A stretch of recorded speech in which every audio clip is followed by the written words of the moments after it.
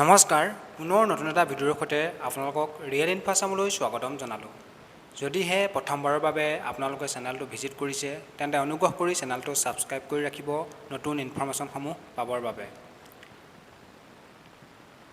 NIOS DLED উত্তীৰ্ণ প্ৰাৰ্থীসকলে document ৰেহাইৰ বাবে কৰা কেছৰ 1 ছেপ্টেম্বৰত শুনানি আছিল যদিও কেছৰ কোনো ফাইনেল ৰায় পোৱা নগ'ল।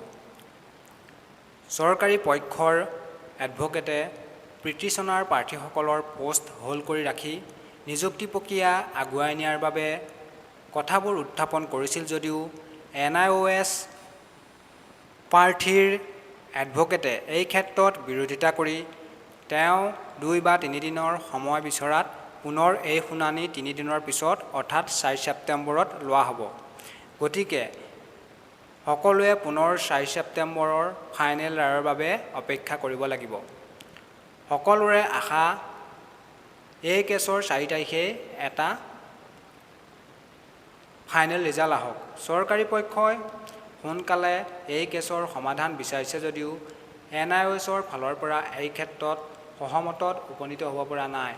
যদিহে 4 তাৰিখে এই কেছৰ ফাইনেল ৰায় নাহে তেন্তে 169 জন পিটিচনাৰৰ বাবে পোষ্ট হোল্ড কৰি ৰাখি পৰৱৰ্তী প্ৰক্ৰিয়া আগবঢ়াই নিয়াৰ সম্ভাৱনাই থাকিব। যদি NIOSৰ ডকুমেণ্ট ক্লিয়াৰ নথকা প্ৰাৰ্থীসকল এই প্ৰক্ৰিয়াৰ পৰা বাদ পৰে তেন্তে নিযুক্তি প্ৰক্ৰিয়াত কাট অফৰ ওপৰত পোনপটীয়াকৈ প্ৰভাৱ পৰিব আৰু ভেৰিফিকেশ্যন কৰা অন্য প্ৰাৰ্থীসকলৰ সম্ভাৱনা বাঢ়িব।